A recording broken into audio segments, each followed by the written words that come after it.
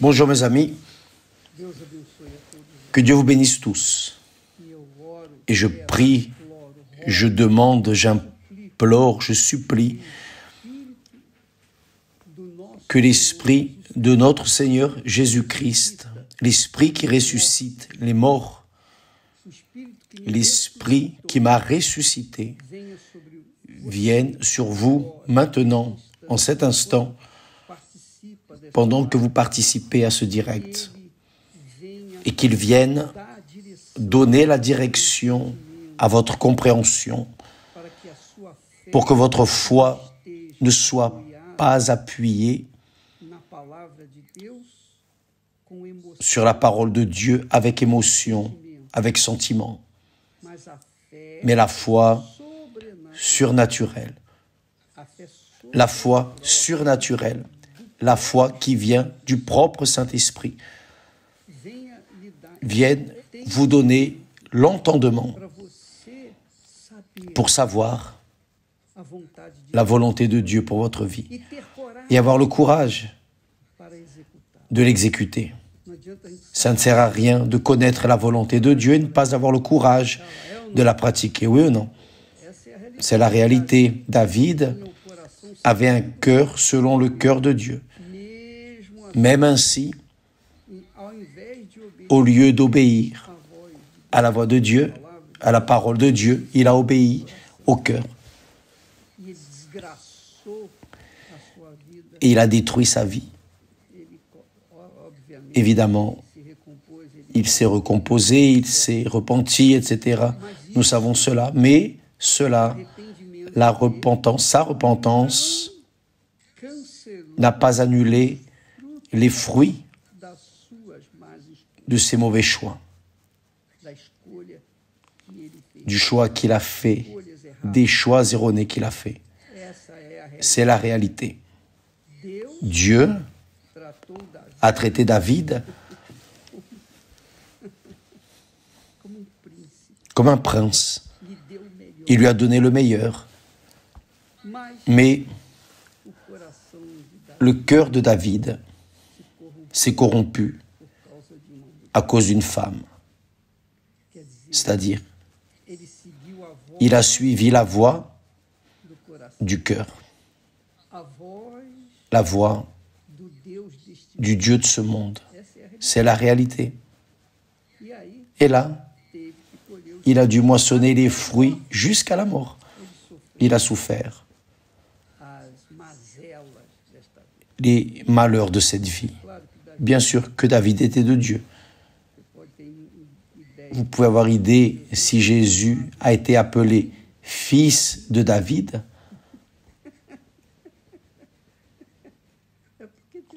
C'est parce que Dieu a concédé cela, c'est-à-dire l'origine de David. Donc, parlons encore du Dieu de ce monde dont nous parlions hier. Le Dieu de ce siècle a aveuglé l'intelligence des incrédules, de ceux qui ne croient pas en Dieu. Pour cela, il y a le besoin pour la personne de croire en Dieu, pour qu'elle ne vienne pas continuer aveugle. Parce que lorsque vous croyez en Dieu, véritablement, le Dieu vivant, pas le Dieu de bois, de pierre, de métal, c'est Dieu qu'il y a là, qui veulent satisfaire tout le monde, non. Mais le Dieu vivant, le Dieu de la parole de Dieu, le Dieu de la Bible sacrée, lorsque vous croyez en lui, vous plongez votre vie. Vous mettez toute votre force dans sa parole. Et là, vous moissonnez les fruits de ce choix. Quelle merveille! Mais la voix du Dieu de ce siècle continue à crier. Et bien sûr, il est évident qu'il y a du bon sens, méprise cette voix. Mais qui n'en a pas, s'assemble à elle, l'accepte et détruit sa vie. Avez-vous Remarquez le témoignage de Paola. Avez-vous vu? Une belle fille, jeune, 18 ans. Que voulait-elle? Elle voulait de l'argent. Et combien ne sont pas les personnes qui ont déjà fait des pactes avec Satan, même au cimetière, pour être riches? Ils veulent beaucoup d'argent, de l'argent, de l'argent, de l'argent. Comme si l'argent pouvait résoudre les problèmes des personnes. Les personnes, les pauvres, elles sont, je dirais, tellement ignorantes spirituellement parlant, parce qu'elles pensent qu'avoir de l'argent, elles vont avoir le pouvoir de résoudre tous leurs problèmes. Le Dieu de ce siècle dit cela, et les personnes croient dans ce mensonge. Pourquoi? Parce que, spécialement aujourd'hui, avec les réseaux sociaux, les personnes regardent avec des yeux bien grands ceux qui font le succès, sauf qu'elles ne savent pas que ces personnes qui ont du succès, aujourd'hui, demain, seront dans la poubelle. C'est la réalité. Font du succès en échange de la vie du pacte qu'ils font avec le diable, y compris, je ne sais pas si vous savez, vous devriez le savoir, les artistes d'Hollywood, ils font des pactes avec le diable pour avoir du succès. Ils font des pactes. S'ils ne font pas de pacte avec le diable, ils n'ont pas de succès. Là, à Hollywood et dans ce monde. Et les naïfs acceptent, y compris les politiciens, ils font des pactes avec le diable. Ils font des pactes avec Satan pour avoir le pouvoir. Sauf qu'ils oublient que le diable ne meurt pas. Il ne meurt pas. Et l'âme des personnes ne meurt pas non plus. Donc un jour, qui sert le diable sur terre le servira dans toute l'éternité, ou plutôt va souffrir avec lui dans toute l'éternité, parce qu'il va souffrir aussi bien. Le Dieu de ce siècle. Saviez-vous que Jésus, quand il a été tenté dans le désert, Satan l'a emmené à un lieu très haut, montagne, et a dit, il a montré à Jésus, regarde, tu vois, toute la grandeur, toute la beauté, richesse de ce monde, tout ça c'est à moi. Et je te donnerai tout cela si seulement tu te prosternes et que tu m'adores. Juste cela. Pas besoin de me servir, non. Juste, adore-moi un peu ici et c'est suffisant pour moi. Parce que le diable voulait faire avec Jésus ce qu'il a fait avec Adam et Ève. Il a fait la suggestion. Si Jésus n'était pas en esprit, si Jésus n'était pas en jeûne, si Jésus n'était pas en train de veiller, s'il n'était pas le Fils du Dieu vivant et n'avait pas sa tête à la place, il aurait prêté attention. Mais comme il est le Seigneur des Seigneurs, le Dieu vivant, par-dessus tout, il avait le discernement que cet esprit, ce diable, ce Satan, qui lui offrait monts et fonds, souffrirait. Il allait un jour gémir pour toute l'éternité, dans les temps de feu et de soufre, préparés pour lui.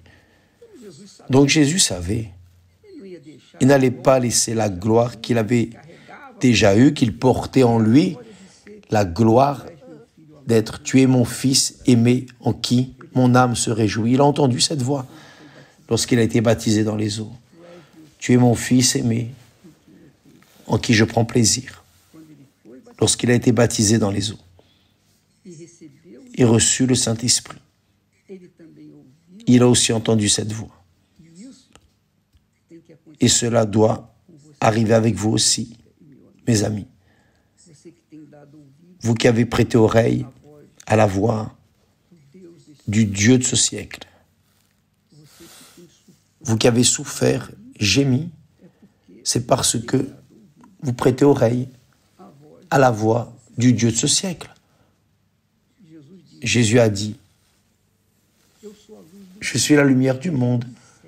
Celui qui me suit ne marchera pas dans les ténèbres, en ténèbres, mais il aura la lumière de la vie éternelle. » Donc, pensez bien, mes amis. Vous qui vivez une vie comme celle de Paul, ce témoignage qui est là, qui a été posté. Vous vivez un enfer. Dieu ne prend pas plaisir dans la mort, même des méchants, des mauvais, bien moins dans votre destruction, votre souffrance, votre douleur. Il souffre, Dieu souffre avec ceux qui souffrent. Mais que peut-il faire? Que peut-il faire? Vous dites, il peut m'enlever de cette situation. Il peut. Mais il ne peut pas transgresser sa volonté souveraine dans votre vie. Ou n'est-ce pas? Vous pouvez être esclave du diable, mais votre volonté demeure la vôtre. C'est une autorité, un pouvoir que vous portez. Et si vous déterminez, et si vous vous dites vous-même, et à qui écoute, que ce soit Satan, que ce soit Dieu, les anges, le monde, si vous dites, je n'accepte plus cette situation, j'accepte ce que le Seigneur Jésus m'offre. Il garantit qu'il est la lumière du monde. Et qui le suit aura la lumière de la vie. Va marcher dans la lumière. Il ne va pas trébucher parce qu'il sera en train de voir chaque pas de sa vie, c'est-à-dire dans l'intellect. Donc vous déterminez cela. Au nom de Jésus, faites cela. Faites cela maintenant. Vous êtes là peut-être en train de vous préparer à vous tuer. Si vous vous tuez, puis-je vous dire la vérité? Je peux. Vous n'allez pas vous offenser. Bien, si vous vous offensez ou non, je vais dire la vérité. Quand la personne se tue, elle enlève le droit de faire le choix pour la lumière que Jésus lui offre. Il n'y a plus rien à faire. Il n'y a plus de salut. C'est la souffrance éternelle pour toute l'éternité. Éternelle pour toute l'éternité, mais c'est la réalité. Il n'y a pas de salut, plus de salut. Il n'y en a pas. La Bible parle de cela. Judas s'est tué. Voyez ce qu'il est dit sur Judas. Donc, mes chers amis, ne faites pas de bêtises. Sinon, vous pouvez tuer, détruire votre corps parce que votre volonté est souveraine. Mais vous ne pouvez pas détruire votre âme.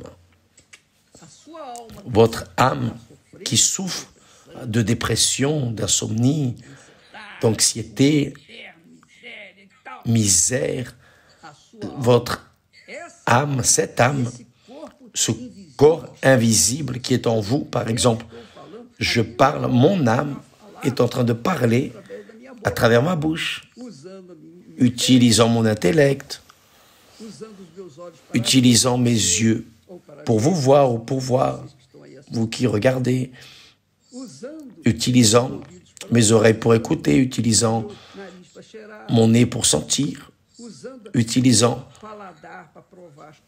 mon palais pour goûter la nourriture, c'est mon âme. C'est mon âme qui sent la joie, qui sent la tristesse. C'est mon âme qui sent la douleur. C'est mon âme qui sent le bien-être ou le mal-être. C'est mon âme. Vous pensez qu'il est possible de tuer cet être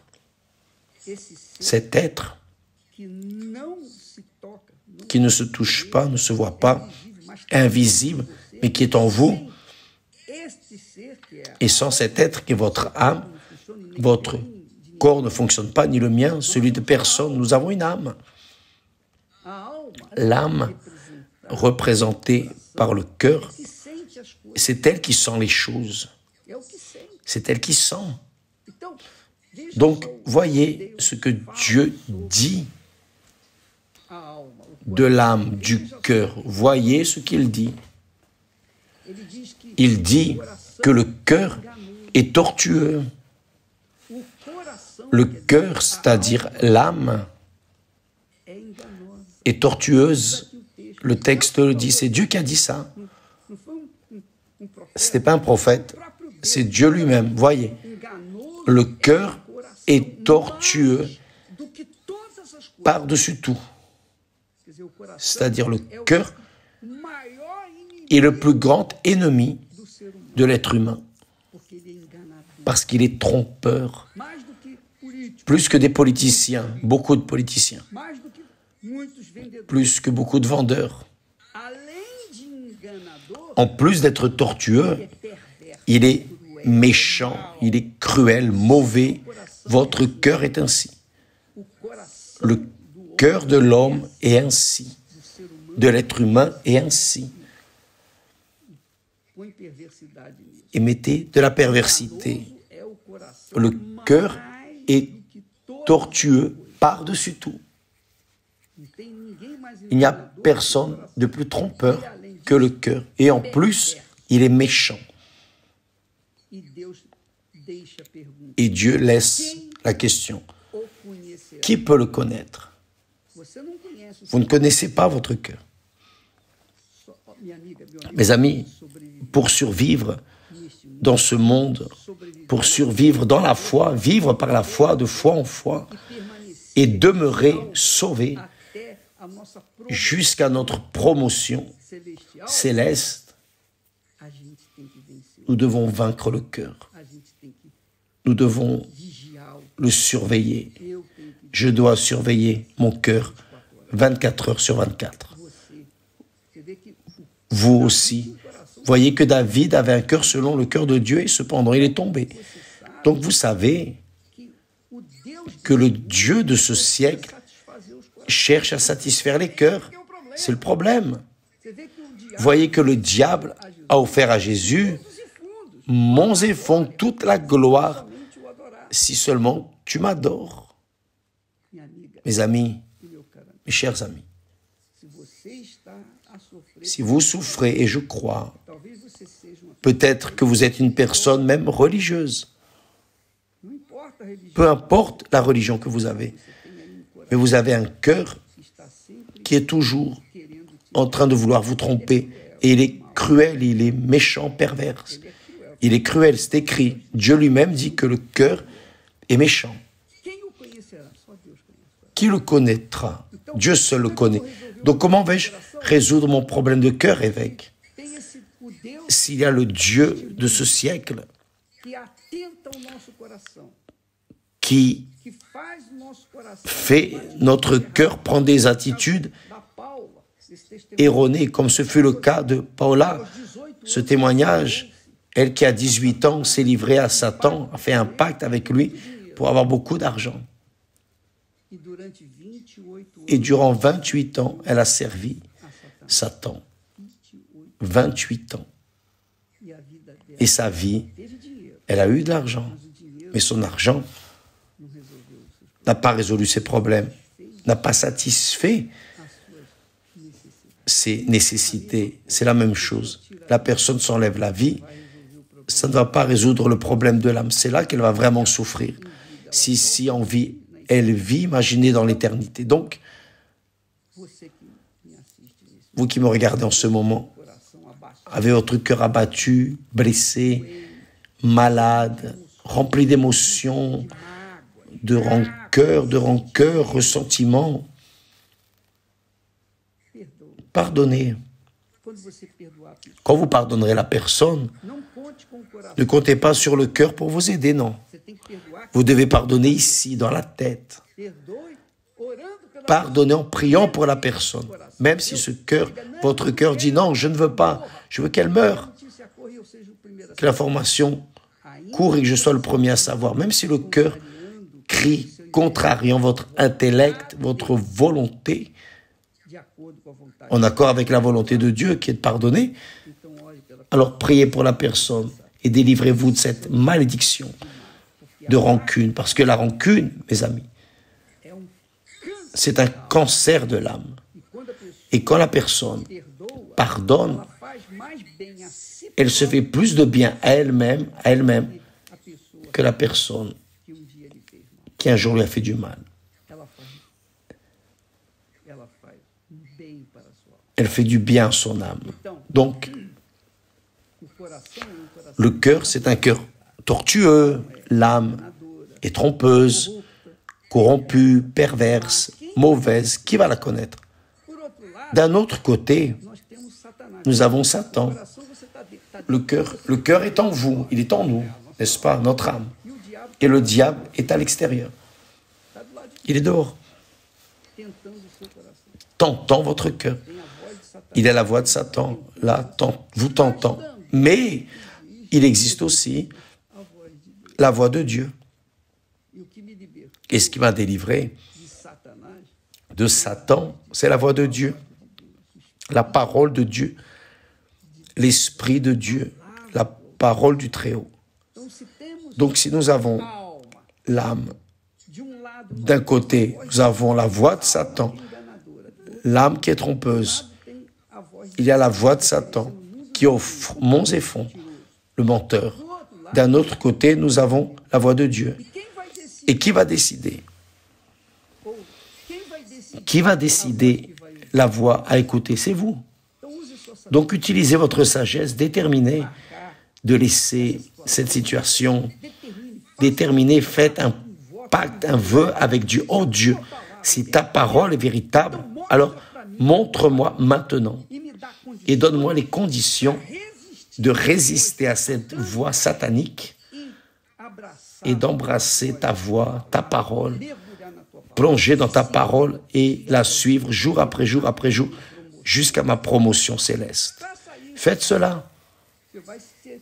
Vous allez être délivrés maintenant. Vous n'avez même pas besoin que quelqu'un mette sa main sur votre tête pour prier. Vous n'avez pas besoin. Vous n'avez besoin que de vous-même pour déterminer ce que vous voulez, parce que votre volonté est souveraine. Votre volonté est souveraine. La jeune fille, Paula, a fait un pacte avec le diable, et le diable a accepté, bien sûr, et elle a vécu. Elle a eu le droit de faire ce pacte parce que c'était sa volonté, l'âme était la sienne. Donc elle s'est inclinée, elle s'est livrée à l'offrande que le diable a faite. Et voyez ce qu'elle a moissonné. Grâce à Dieu, un jour, elle a écouté la voix. Vous regardez là le témoignage qui est extraordinaire, magnifique. Aujourd'hui, elle est une nouvelle créature. Elle a un nouveau cœur, un nouvel esprit. Pourquoi? Parce qu'elle a décidé d'écouter la voix de Dieu. C'est tout. Et Dieu a annulé tout son passé. Il a annulé son pacte avec le diable. Et le diable n'a plus de droit dans sa vie.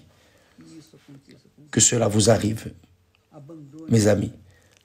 Abandonnez maintenant, en ce moment, cet esprit qui vous tourmente, cette voix satanique qui est en train d'attacher votre vie. Et accrochez-vous à la promesse de Dieu. Oh mon Dieu, si le Seigneur existe, comme tu as dit, Jésus a dit, venez à moi et je vous donnerai du repos.